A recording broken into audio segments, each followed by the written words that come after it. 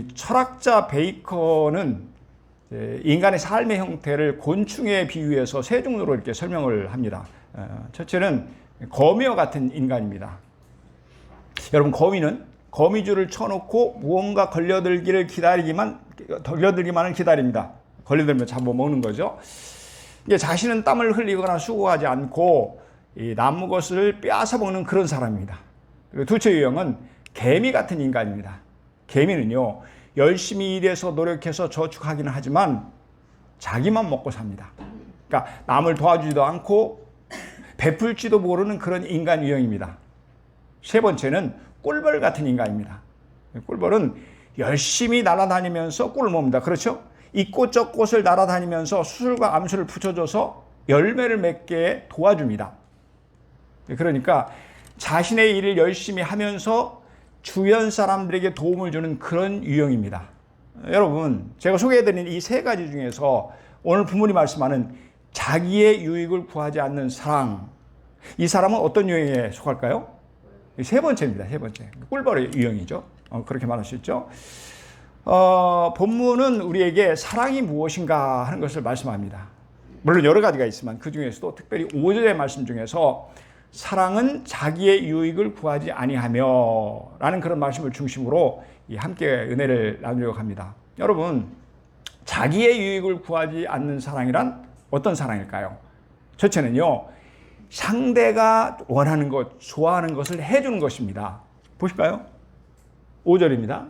사랑은 무례히 행하지 아니하며 자기의 유익을 구하지 아니하며, 이렇게 말씀하죠. 사랑이 뭐라고 얘기하면 자기의 유익을 구하지 아니하며, 그러니까 이제 사랑이란 무엇인가? 자기의 유익을 구하지 않는 것이라고 합니다. 자기 유익을 구하지 않는다는 것을 거꾸로 말하면, 뒤집어서 말하면 상대의 유익을 구한다는 것입니다. 상대가 원하는 것, 상대가 좋아하는 것을 해준다는 그런 의미입니다. 여러분, 이 말씀에 비춰볼 때 예수님은 어떠셨습니까? 그때 사람들이 예수께서 안수하고 기도해 주심을 바라고 어린아이들을 데리고 오매 제자들이 꾸짖거늘 예수께서 이르시되 어린아이들을 용납하고 내게 오는 것을 금하지 말라. 천국이 이런 사람의 것이라 하시고 그들에게 안수하시고 거기를 떠나신다. 그러니까 부모님들이 데리고 온 아이들에게 안수하시고 그리고 그런 뒤에 떠나셨다. 이렇게 말씀합니다. 부모들이 예수께서 안수하고 기도해 주심을 바라고 어린아이들을 예수께 데리고 왔다고 합니다. 그러니까 이제 부모들이 원하는 게 뭡니까? 예수님께서 자기 아이들을 품에 안아주시고 만져주시고 축복 기도를 해주신 것입니다. 그렇죠? 그런데 15절에 보니까 그들에게 안수하시고 거기를 떠나시니라 이렇게 말씀합니다. 그러니까 예수님은 부모가 원하는 대로 아이들을 축복해 주셨다는 것이죠. 그런가 하면 마가복음 9장을 보면 어떤 아버지가 예수님께 귀신 들린 그 아들을 데리고 옵니다. 이 아이는 얼마나 심한지 막 거품을 물고 막 심한 경련을 일으키면서 계속해서 파리하게 죽어가는 그런 아이였습니다. 그러니 예수님께 이 귀신을 쫓아내달라고 그렇게 온 거죠. 그러자 예수님께서는 그 아버지가 원하는 대로 아들에게서 귀신을 쫓아내 주셨습니다. 그렇습니다. 주님은 사람들이 원하는 것을 해주심으로 말미암아 하나님의 사랑을 이루셨습니다. 여러분, 그렇다면 하나님은 어떠셨습니까? 창세기 19장을 보면 소돔과 고모라 성이 유황불 세례를 받고 멸망하는 그 장면이 나옵니다. 그렇죠? 그때 하나님께서 이 조카 롯을 불쌍히 여기셔서 천사를 보내십니다. 그리고 그 천사가 롯으로 하여금 피신하게 합니다. 그런데도 롯은 죽을까 봐 너무 두려운 거예요. 그래서 롯이 천사에게 부탁을 합니다. 주의 종이 주께 은혜를 입었고 주께서 큰 인자를 내게 베푸사 내 생명을 구원하시오나 내가 도망하여 산에까지 갈 수 없나이다. 두렵건대 재앙을 만나 죽을까 하나이다. 보소서 저 성읍은 도망하기에 가깝고 작기도 하오니 나를 그곳으로 도망하게 하소서. 이는 작은 성읍이 아니니까 내 생명이 보존되리이다. 이렇게 천사에게, 하나님께서 부르신 천사에게 이 소알이라는 작은 성으로 이렇게 그쪽으로 보내게 해달라고, 그래서 자기를 살려달라고 간절히 얘기를 요청을 하죠. 그러자 하나님은 그의 소원대로 롯을 안전하게 이 소알성으로 인도해 주셨습니다. 또한 이제 출애굽기 2장을 보면 이스라엘 백성들이 애굽왕 바로의 압제 가운데 있을 때에 그의 손에서 벗어나기를 원했죠. 그래서 자유로운 삶을 살기를 원했습니다. 그러자 하나님은 그들이 원하는 그대로 이 애굽에서 그들을 건져내 주십니다. 출애굽시켜 주셨습니다. 시편 37편 4절의 말씀입니다. 우리 천천히 함께 읽겠습니다. 시작. 여호와를 기뻐하라. 그가 내 마음의 소원을 내게 이루어 주시리로다. 아멘. 여호와를 기뻐하라. 그러면 여호와 하나님께서 우리의 마음의 소원을 우리에게 이루어 주신다. 이렇게 말씀하시죠. 하나님은 우리가 소원하는 것을 이루어 주신다고 합니다. 그것이 우리를 향한 하나님의 사랑이라는 말씀입니다. 그런가 하면요, 이 사도 바울은 하나님의 은혜를 받고 이런 고백을 합니다. 우리 가운데서 역사하시는 능력대로 우리가 구하거나 생각하는 모든 것에 더 넘치도록 능히 하실 이에게, 우리가 구하거나 생각하는 모든 것에 더 넘치도록 능히 하실 하나님에게, 에베소 3장 20절 말씀이죠.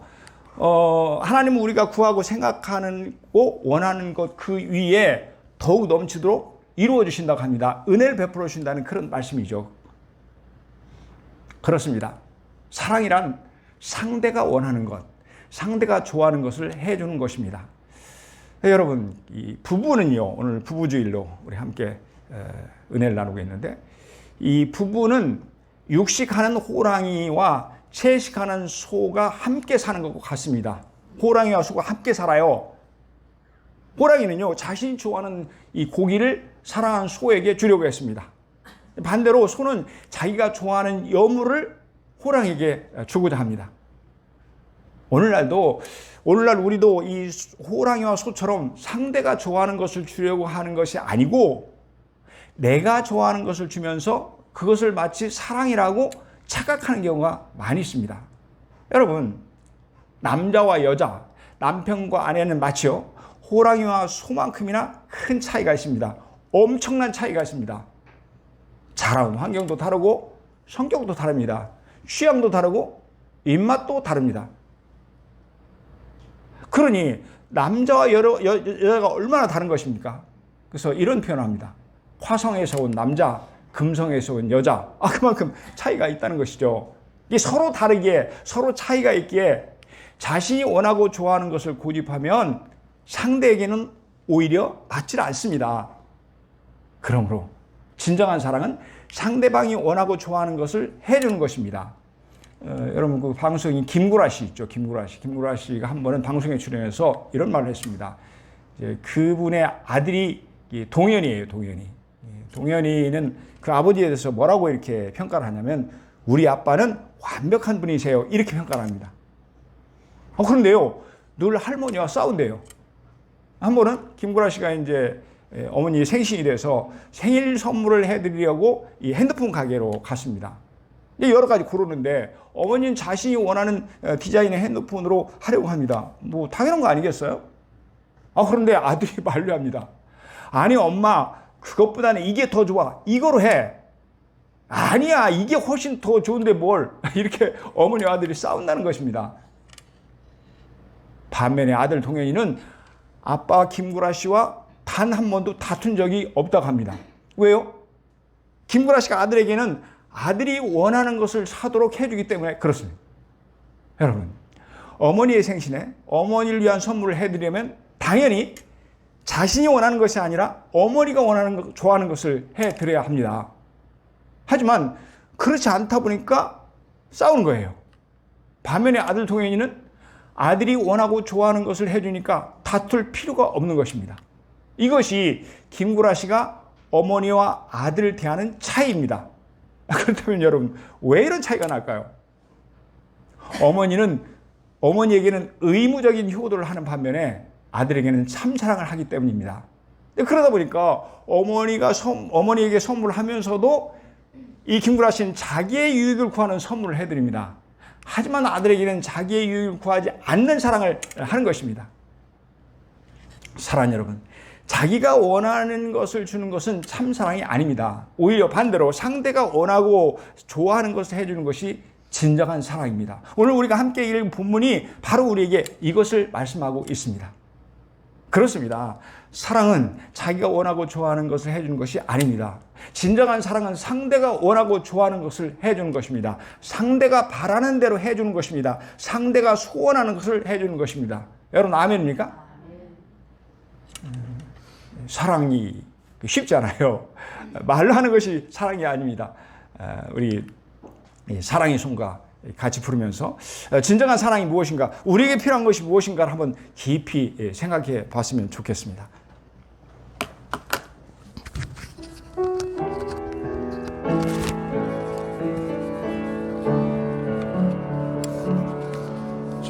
천사의 말을 아는 사람도 사랑 없으면 소용이 없고 심오한 진리 깨달으자며 울리는 진과 같네. 하나님 말씀 전한다 해도 무슨 소용있나.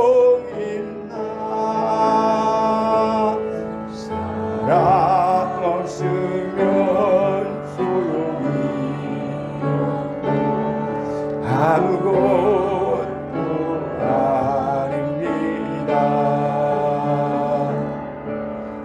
길을 보고 기뻐합니다. 노래와 사실 굽지 않으며 모든 것 믿고 바라는 사람 모든 것 덮어줄. 아멘. 하나님 말씀 전한다 해도 그 무슨 소용있나.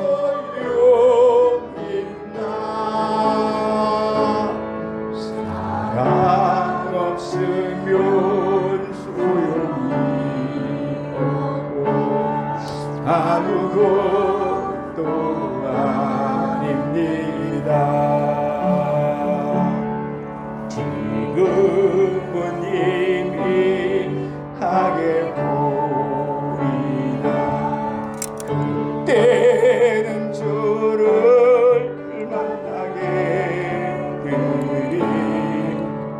하나님 나를 알고 계시는 우리도 주를 알리. 아멘. 하나님 말씀 전한다 해도 그 무슨 소용있나. 사랑 없으면 소용이 없고 아무것도. 우리 다시 한번 고백합니다. 하나님 말씀 전한다 해도 하나님 말씀 전한다 해도 그 무슨 소용있나.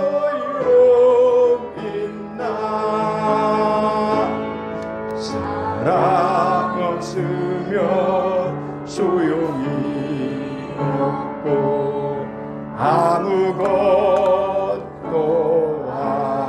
아닙니다.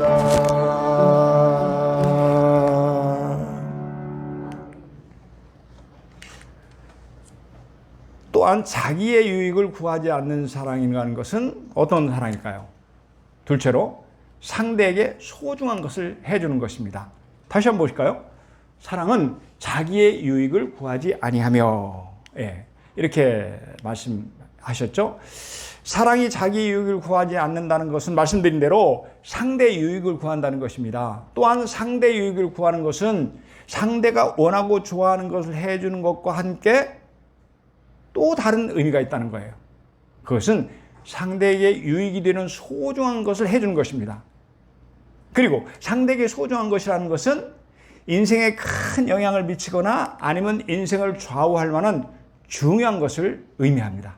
그러니까 작은 것, 사소한 것, 호불호의 문제, 그러니까 좋아하고 싫어하는 것에 있어서는 이 상대가 원하는 것을 해줘야 합니다. 근데 그럼에도 정작 상대가 원하는 대로 다 해주다 보면 그것이 오히려 상대에게 손해나 피해를 가져다 주는 경우가 있습니다. 예를 들어 본다면, 여러분, 아이가 공부는 안 하고 놀기만 하려고 한다면 그러라고 이렇게 방치해야 합니까? 아니죠. 그러면 나중에 이 아이가 자라서 어른이 될 때 행복한 인생을 살지 못하게 될 것입니다. 어쩌면 고달픈 인생, 불행한 인생을 살지도 모릅니다. 어떤 남편이 자기 아내에게 우리 밤을 지새우며 술을 마시자 이렇게 한다면 여러분 그러자고 하면 함께 마셔야 될까요? 그러다가는 결국 서로의 건강이 크게 상하게 될 것입니다. 또한 술이 취한 가운데 큰 실수를 할 수도 있겠죠. 심지어는 방탕길로 빠지게 될지도 모릅니다. 만일 아내가 튀긴 치킨을 좋아해서 그걸 계속해서 사달라고 하면 어떻게 할까요? 아마 그렇게 사다 주면 갈수록 비만해져서 여러 가지 성인병으로 고생을 하게 될 것입니다. 사랑하는 여러분, 그러므로 진정한 사랑은 상대에게 유익한 것을 해줌으로 행복한 인생이 되게 하는 것입니다. 중요한 것을 해줌으로 행복한 남편이 되게 하는 것입니다. 소중한 것을 해줌으로 행복한 아내가 되게 하는 것입니다. 아멘. 독일의 철학자 중에 이 칼 야스퍼스라는 아주 유명한 사람이 있습니다. 이 사람이 이제 재학 중에 대학을 다닐 때 어느 날 캠퍼스에서 아름다운 유태인 여학생을 보았습니다. 보는 순간에 그만 반해서 사랑에 빠집니다. 그러자 그는 여학생에게 프로포즈를 했고 마침내 그들은 결혼을 합니다. 수재였던 그는 졸업한 후에도 철학과 교수가 그 학교의 철학과 교수가 되어서 많은 사람들의 선망이 대상이 되었습니다. 그리고 아름다운 가정을 이루었습니다. 하지만 얼마 후에 독일의 히틀러 정권이 들어서자 그의 가정은 위기를 맞이합니다. 국가는요, 그에게 유태인 아내와 이혼을 하든가 그렇지 않으면 대학을 떠나든가 둘 중에 하나를 선택할 것을 강요합니다. 그러자 그는 몹시 곤욕스러워했습니다. 대학 교수가 된 것은 자신뿐 아니라 가문의 영광이었습니다. 그럴 거 아니에요. 또한 아름다운 아내 만난 것 역시 인생 최대의 행복이었습니다. 그러니 둘 다 포기할 수 없는 소중한 재산이자 보물이었습니다. 그럼에도 당시에 대학 당국에서조차 그가 대학 교수로 남으려면 유대인 아내와 결별을 하고 종용합니다. 그럼에도 당시에 그렇지 않으면 교수직을 내놓으라고 합니다. 하지만 야스퍼스는 자신의 입신 출세를 위해서 아내를 버릴 수 없었습니다. 그는 자신의 유익을 구하지 않았습니다. 오히려 아내의 유익을 구했습니다. 자신의 명예보다, 가문의 영광보다 아내에게 소중한 것이 무엇인가를 그는 생각했습니다. 결국 야스퍼스는 아내를 택하고 교수직을 포기합니다. 그러자 국가에서는 유태인 아내를 두었다는 그 이유로 그의 저술활동, 강연, 심지어는 여행 등 모두를 다 금지해버렸습니다. 그럼에도 야스퍼스는 아내를 원망하지 않았습니다. 오히려 아내를 더욱 위로하고 격려했습니다. 그리고 8년 뒤에 마침내 독일이 항복을 합니다. 그러자 이들 부부는 서로 얼싸안고 기쁨의 눈물을 흘렸다고 합니다. 여러분, 이 야스퍼스는 자기의 유익을 구하지 않고 아내의 유익을 구하고 그에게 소중한 것을 해줌으로 말미암아 진정한 사랑을 이루었던 것입니다. 사랑하는 여러분, 하지만 여기에 야스퍼스의 사랑과는 비교할 수 없는 놀라운 사랑 이야기가 있습니다. 그것은 죄인을 향한 예수님의 사랑입니다. 그것은 우리의 유익을 위해 당신의 목숨을 송두리째 주신 아름다운 사랑입니다. 당신의 목숨을 아끼지 않고 주신 희생적인 사랑입니다. 이사야 53장 6절의 말씀 우리 천천히 같이 읽습니다. 시작. 우리는 다 양 같아서 그릇 행하여 각기 제 길로 갔거늘 여호와께서는 우리 모두의 죄악을 그에게 담당시키셨도다. 아멘, 아멘. 그렇습니다. 우리는 다 양 같아서 그릇 행해서 각기 자기 길로 갔습니다. 각자가 원하는 삶, 죄악된 삶을 살았습니다. 그로 인해서 생명을 잃어버린 저와 여러분에게 예수님은 그 생명을 되찾아주기 위해서 십자가를 지셨습니다. 사랑하는 여러분, 우리에게 정말 유익한 것이 무엇입니까? 우리에게 가장 소중한 것은 생명입니다. 영원한 생명을 얻는 것입니다. 예수님은 우리에게 바로 그것을 주시기 위해서, 잃어버린 영원한 생명을 우리에게 주시기 위해서 당신의 목숨을 십자가에 내놓으신 것입니다. 그러므로 예수님의 사랑은 자신의 유익을 구하지 않는 사랑이었습니다. 주님의 사랑은 우리를 위해서 죽으신 희생적 사랑이었습니다. 주님은 이 땅에 오셔서 죄인인 나를 대신해서 죄값을 치르시려고 십자가에 달려 돌아가셨습니다. 모든 것을 포기하고 우리에게 유익을 주려고 십자가의 고난을 당하셨습니다. 그렇습니다. 주님의 사랑은 우리에게 가장 소중한 것을 주는 진정한 사랑이었습니다. 깊은 사랑이었습니다. 뜨거운 사랑이었습니다. 여러분 아멘입니까? 이 찬양에서 십자가 그 사랑이라는 그런 찬양이 있습니다. 예, 좀 띄워주시겠어요? 오직 그 사랑 때문에 하늘 보좌 버리고 십자가 지셨네. 나를 위해, 나를 살리기 위해서 모든 물과 피 흘리신 예수. 십자가 그 사랑이. 아멘. 사랑하는 여러분, 오직 사랑, 그 사랑 때문에 하나님의 외아들이 낮고 천한 인간의 몸을 입고 이 땅에 오셨습니다. 저와 여러분을 살리기 위해서 당신의 생명을 십자가에 내주셨습니다.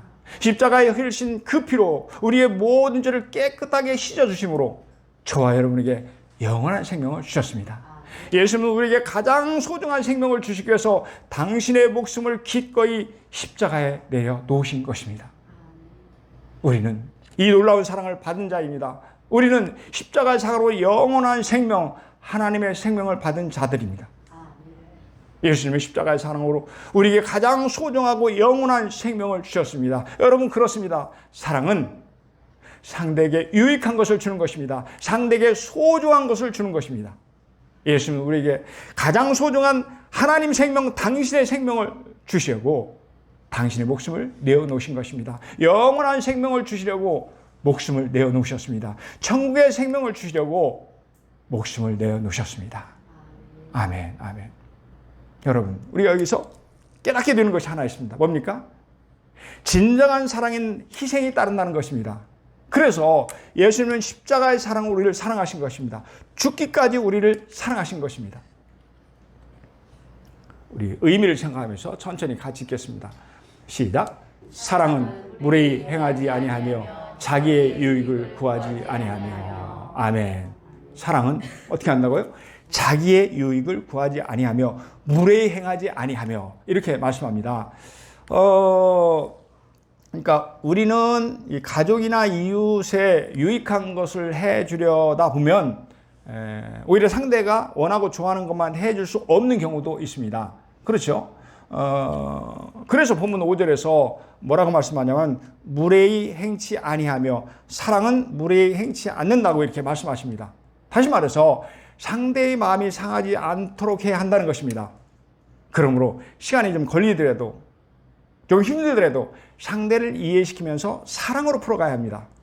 예컨대 학생이 공부하는 것이 중요한데 게임만 하고 있다면 그래도 마음이 상하지 않도록 게임은 조금만 더 하고 내가 할 일을 해야지라며 부드럽게 타일을 합니다.